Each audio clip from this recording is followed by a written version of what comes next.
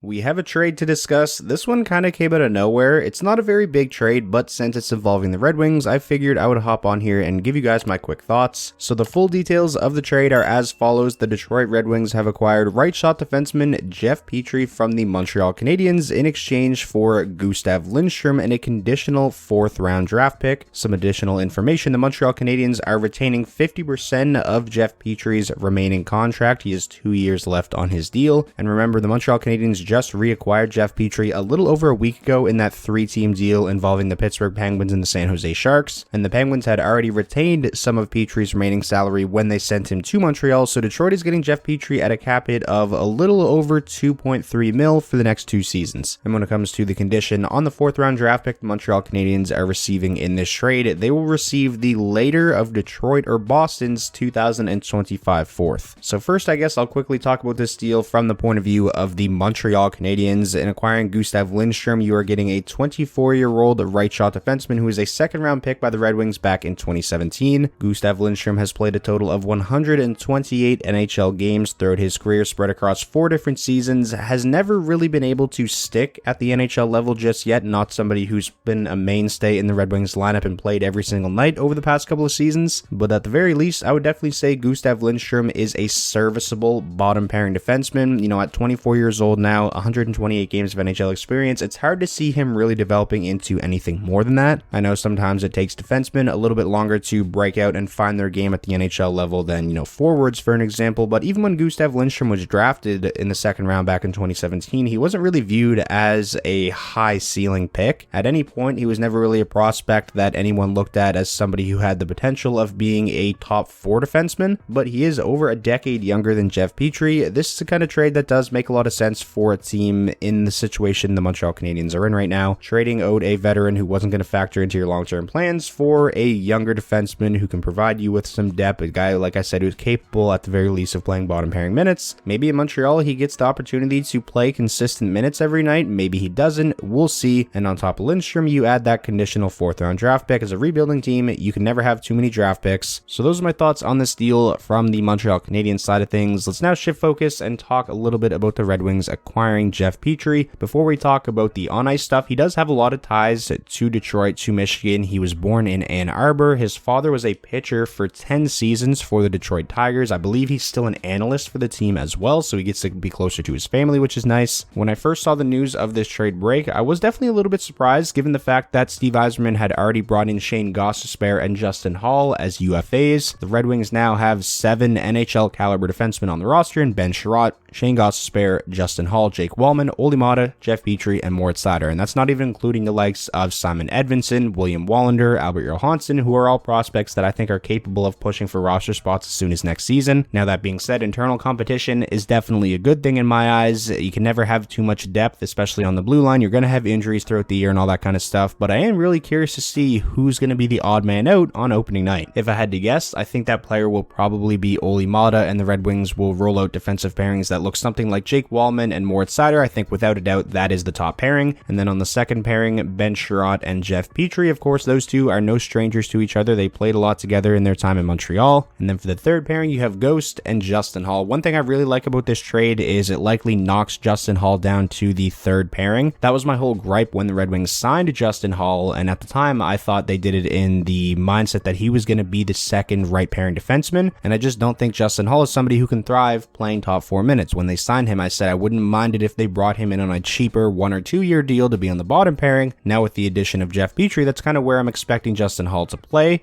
Obviously, he's an expensive third pairing defenseman, but when you get Jeff Petry at a cap hit of just a little over 2.3 mil, I guess it makes that, price on Justin Hall a little bit easier to swallow. Another bonus of the Red Wings making this deal, at least to start out before injuries and stuff like that, you're not going to have to play defensemen on their wrong side. You now have 3 left shot defensemen in Sherratt, Ghost, and Wallman, and then 3 right shot defensemen in Seider, Justin Hall, and of course now Jeff Petry. Prior to making this trade, the Red Wings probably would have had to play Olli Maatta on the right side or Ben Sherratt. Sherratt, has flipped over to the right throughout his career, but it's always nice to be able to play your guys on their strong side. And now I guess let's just finish off by talking about Jeff Petry, the player, a little bit. Obviously, Petry has been a very steady top 4 defenseman in the NHL for a very long time now. He was a half point per game player this past season for the Pittsburgh Penguins, played over 22 minutes a night. For a 35-year-old skilled defenseman playing top 4 minutes, I would say Petry is coming off of a pretty strong season. Now that being said, he is 35 years old. He's going to be turning 36 in December of this season. So the drop off, the decline, it's coming. When is it going to come? How big of a drop off is it going to be?